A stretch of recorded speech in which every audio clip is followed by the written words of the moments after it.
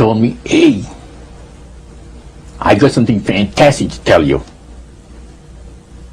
He said, I am affiliated with people that speak with the spirits of the dead.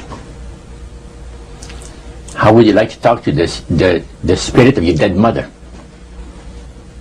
And I was shocked. I was shocked. He said, you wouldn't be afraid of talking to the spirit of your dead mother, would you? Well, I said, I'll tell you what, I would have to give that some thought, because it's something I never thought about before in my life. Heart Research Center presents A Trip into the Supernatural with best-selling author Roger Morneau. While still a young man in the city of Montreal, Roger Morneau became involved in the worship of demons. In this two-part series, Roger gives us a first-hand account of his harrowing brush with the powers of darkness and ultimately his divine rescue. Also joining him are Cyril and Cynthia Grossi, the very couple who first pointed Roger from the darkness to the light. Conducting this exclusive interview are Dan and Karen Houghton of Heart Research Center. Let's now join the Houghtons and Roger Morneau as we together enter part one of A Trip into the Supernatural.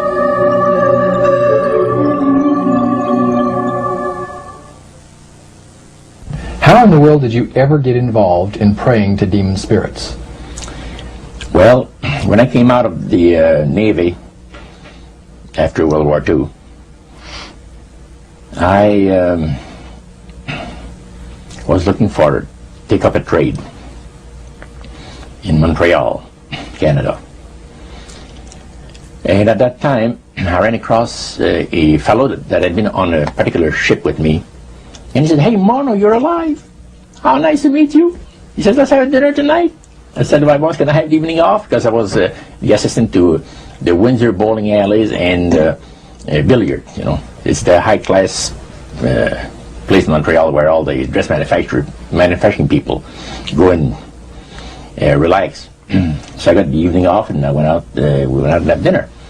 He told me, hey, I got something fantastic to tell you. He said, I am affiliated with people that speak with the spirits of the dead. How would you like to talk to the spirit of your dead mother? And I was shocked. I was shocked. He said, you wouldn't be afraid of talking to the spirit of your dead mother, would you? Well, I said, I'll tell you what, I would have to give that some thought, because it's something I never thought about before in my life. Most of us probably haven't. A little afraid of something like that. Well, he says, you know, it's written all over your face. You're afraid of going to a seance. But he says, I know you. He says, you're going to come. And then he started to tell me how brave I was when I was aboard ship, you know, different things. He says, you're not the same man. You're changed. You're chicken. That's all I needed to hear. I said, when do we go to a seance? So one Saturday evening, we were in the place. It was our first time. Very beautiful place. The medium was a lady. She had a gorgeous new home in Montreal. And there were about 20 invited guests there. I wish I was one of them. And she communicated with the spirits for different people there. And telling them what the spirit said. And then there was one lady that had been talking almost continually before the seance started, and she didn't believe in the dead appearing and all of this and all that. And she said, well, I would have to see my dead sister, she says, to believe it. So while the seance was going, one man said, I would like to talk to my friend that died 6 months ago, but I don't want him to appear. Just want to talk to him.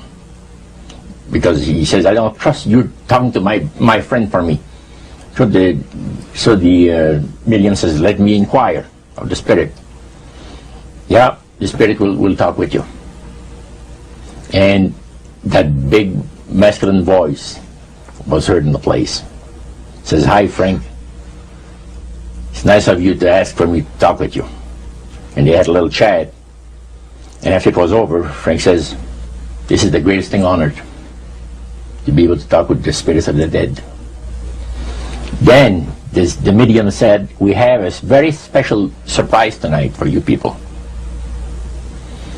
A spirit will manifest itself openly here in a few minutes, and it's like a big gust of wind hit the building and right through the wall. Now the lights weren't terribly bright, but they were like living room lights, a couple of floor lamps, and maybe some of these, and that translucent being seemed to come right out of the wall. How did you feel right at that moment? It's almost like my heart stopped a little bit. Very weird feeling. It was a lady in a beautiful evening gown, swirling. And she said to Mary, my dear sister, you are so wonderful to have asked for me. And Mary fainted and fell right off her chair on the floor. And a couple of guys jumped up and picked her up, and spirit gone. And that was the beginning of it. That's how you got into it. Yeah, that's the way I got into it. After a while, you see, there's something interesting about the human mind. You can adjust to an awful lot of stuff. You can adjust to a lot of things that would terrify you to begin with. After a while, they become common and ordinary. So you mean contact with the supernatural can become commonplace and ordinary and doesn't bother anybody? Yeah. In other words, the more that you do it, you're not uncomfortable. That's right. It's just not an uneasy feeling. Yeah. So how did you feel about it? Then I got into a secret society that worshipped the spirits, you see. Well, now how is that different from the seance, Roger?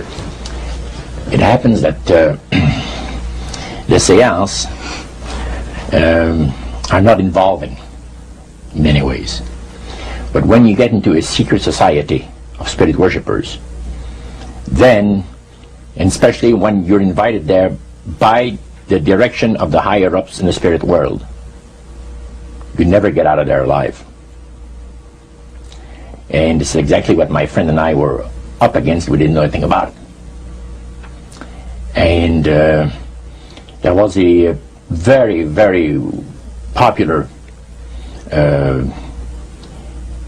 big band leader. Jazz musician? Band, yeah. Very famous, played a lot in Montreal, Canada, Vancouver, the big cities. And one night we went to one of these seances, and he was with his wife. Now the spirits had told him what to do. Spirit told him, there's two of these guys, give the names, and your wife will want to talk, will make it so that your wife will want to talk to the medium when you say that you want to go home because you're tired. As soon as you see that these guys are starting to want to leave, then leave with them at the same time. And as you get outdoors, you ask them if they're driving. They'll say no, they're going to take the tramway a couple blocks away. Well, you invite them to get in your car with you, and that you will take them to a fancy restaurant and treat them to some good food and talk about the merchant navy. And that's what the guy did. And there we were in this plush restaurant, pulled into a little alley, and I can still see it like it was yesterday. Just enough room to pass the car, back alley, that happened to give on a restaurant that was on St. Catharines Street, which is the main street of Montreal. And that was quite an evening. So Roger, you're at this restaurant. What happened? Well, after we were seated, in entering there, the place was just full, packed tight. But there was a couple of tables against a wall that had a reservation sign on it. And the owner of the place recognized the band leader and came and said, good evening, and you gentlemen want a table. So you're one of the reserved people. So we sat there, and we had our favorite alcoholic beverages, and as we talked, the band leader says, how long have you fellas been involved with sorcery? And he shocked us a little bit, and I said, exactly what do you mean?